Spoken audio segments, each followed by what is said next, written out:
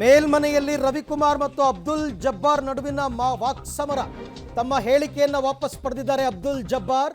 ರವಿಕುಮಾರ್ ನಡುವಣ ಫೈಟ್ ನಡೀತಾ ಇತ್ತು.